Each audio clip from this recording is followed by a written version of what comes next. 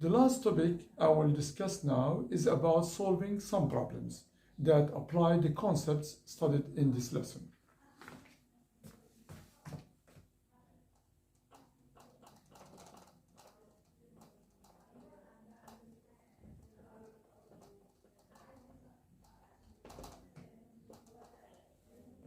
First problem is, give an example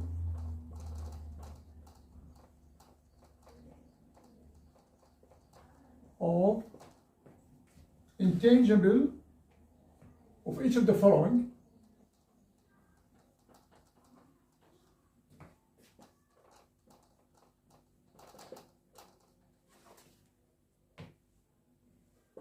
Intangible, good,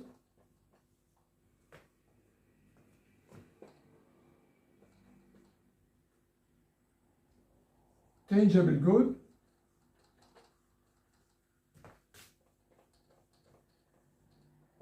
and bad. So we are to give examples of each of these terms. As you remember, we discussed the meaning of good and bad. We said a good is anything that gives a person utility or happiness or satisfaction. So here we're talking about intangible good. Intangible good is a good that you cannot touch, such as intangible goods. Answer. Intangible good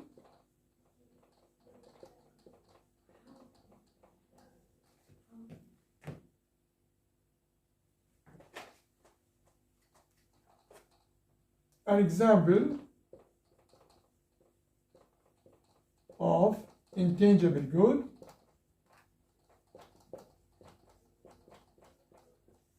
is freedom. Freedom, of course, any person would like to have the freedom. Any person would like to enjoy freedom. Therefore, freedom gives a person happiness, utility, or satisfaction. And since freedom, you can't touch it, therefore it is intangible good. An example of tangible good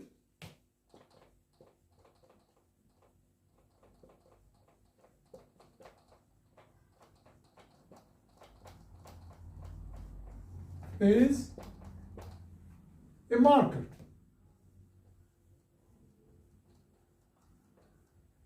A marker, like this one here, I carry, is a tangible good. It can be touched. You can use it. Therefore, it is a tangible good. I can get benefit from it when I use it, because I use it to ride. Therefore, it is a good. And because I can touch it, I can carry it, it is tangible good. An example of a bad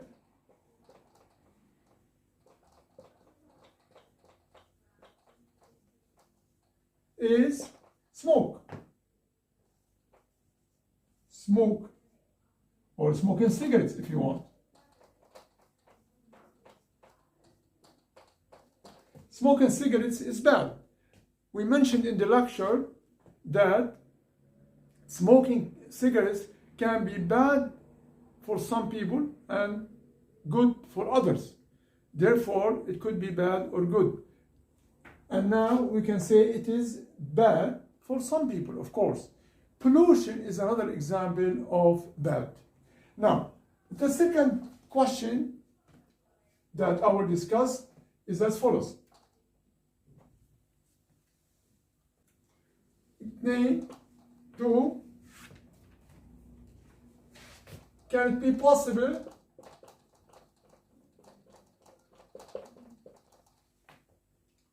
for an individual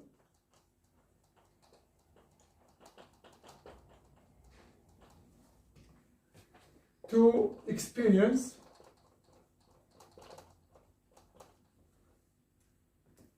an opportunity cost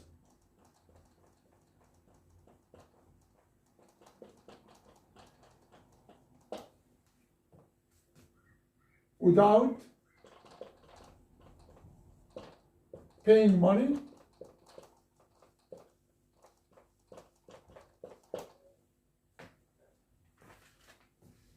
We can say yes, indeed. An opportunity cost can take place whenever a person forgoes or gives up something. When we defined opportunity cost, we said opportunity cost is the highest valued alternative forgone when a choice is made. So yes, indeed, an opportunity cost takes place whenever, of course, an opportunity takes place, of course, whenever an individual gives up some resource when choice is made. So here, for instance, the opportunity cost, an example of this could be a leisure time. When a person, for instance, studies for an exam, he gives up the time he gives up, for instance, a certain resource, which is the leisure time. That time he could have devoted it to, for instance, running or watching TV. So this is the answer of this equation. So yes, we say here, yes, the person can experience an opportunity cost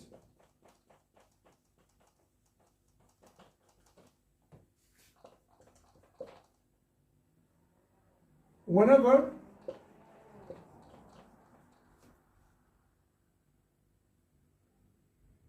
a choice is made. An example is the leisure time.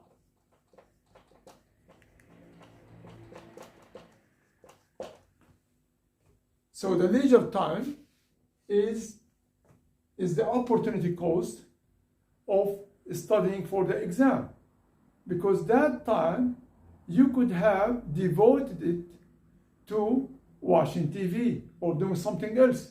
Therefore, you can experience an opportunity cost without paying money.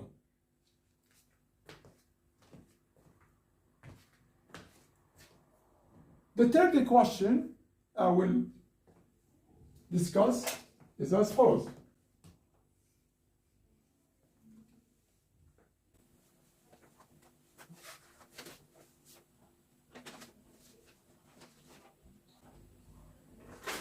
Write a positive and normative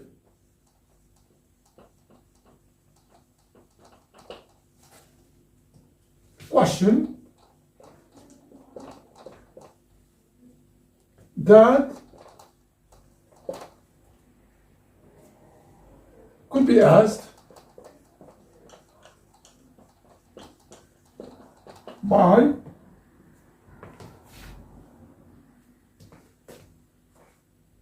a microeconomist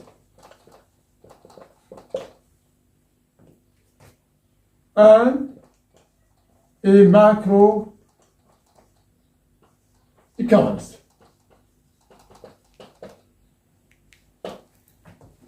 So here we're going to write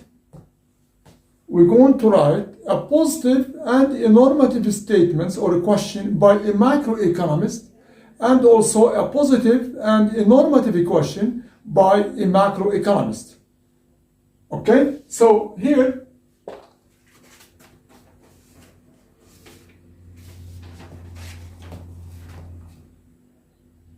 positive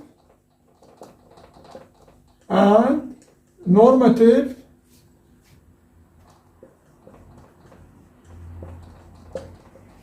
question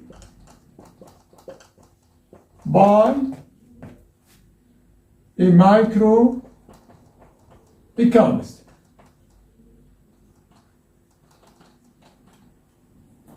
positive.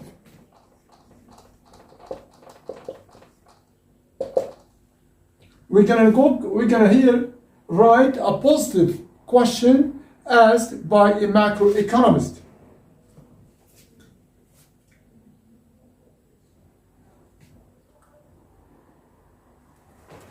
How will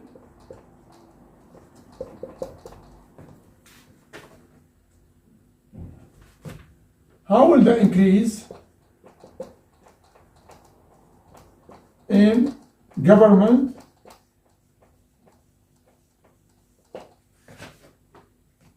business taxes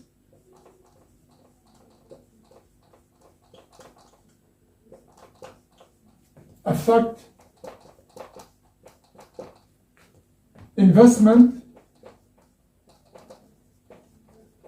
spending in the construction industry?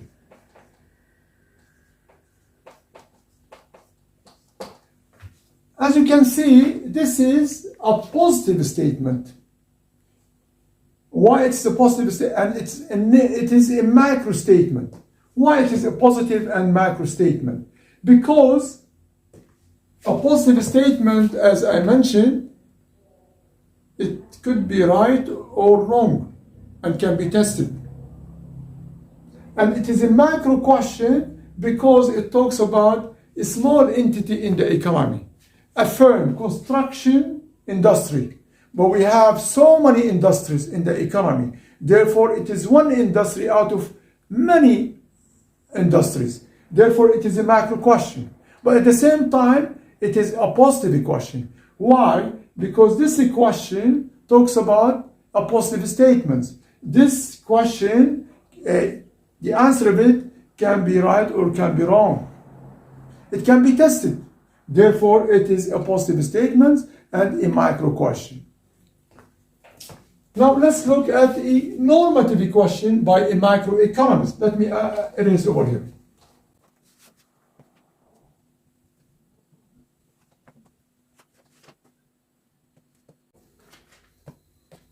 Normative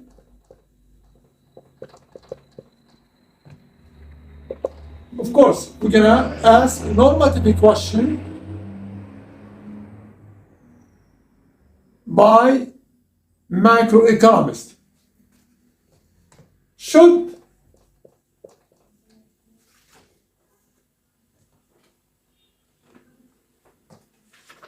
the agricultural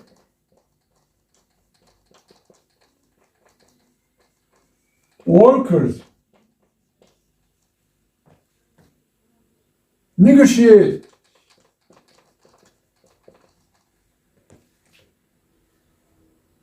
an increase in their wages because of the higher cost of living? This is a normative macro question. Why it is a normative? Because it talks about an opinion. It talks about a value judgment. It talks about an opinion or a point of view. Okay? It cannot be tested. This statement cannot be tested. And at the same time, it is a macro question. Why a macro question? Because we are focusing upon a small economic entity in the economy, namely the agricultural workers. We have of course, we have many departments in the economy. We have many sectors in the economy. The agricultural workers are one small entity in the economy. Therefore, this is a macro question. And at the same time, it is a normative question because it is an opinion. This question talks about an opinion. Okay? It is a macro. It is, of course, a normative question. Of course, it talks about value judgments. It's an opinion. It can't be tested. Therefore, it is a normative question, and at the same time, it is a microeconomic question because it only focuses upon a small economic entity in the economy, namely the agricultural workers. Now, let's look at the questions asked by macroeconomists. We're going to look at the positive as well as the normative questions asked by the macroeconomist.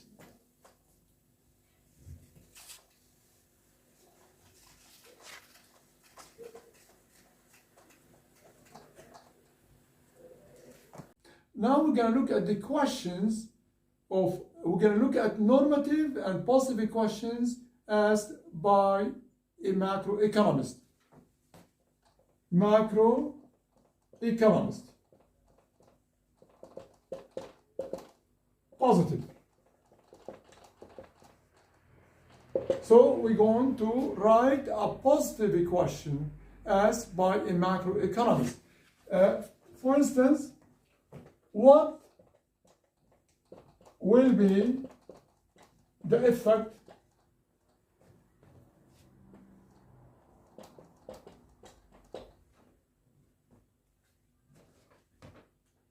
of inflation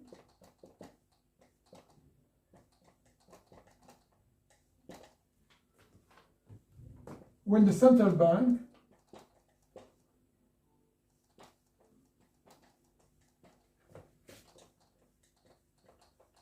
reduces the rate of interest?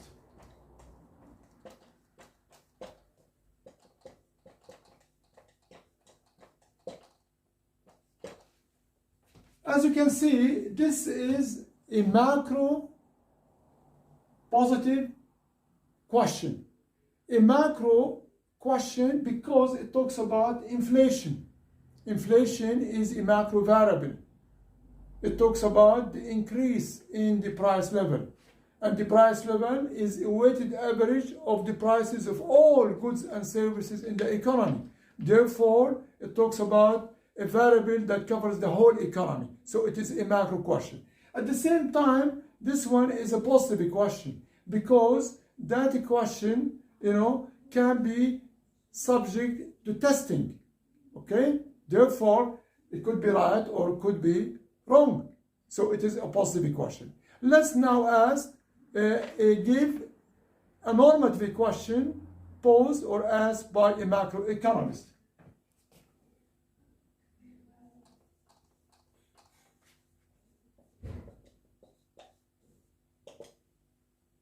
Should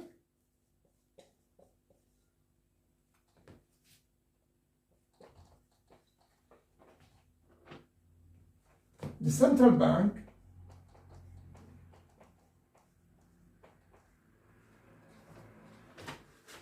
use a monetary policy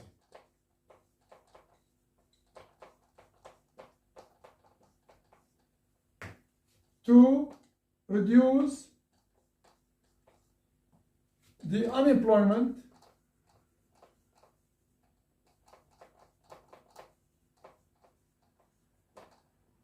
rate in the economy?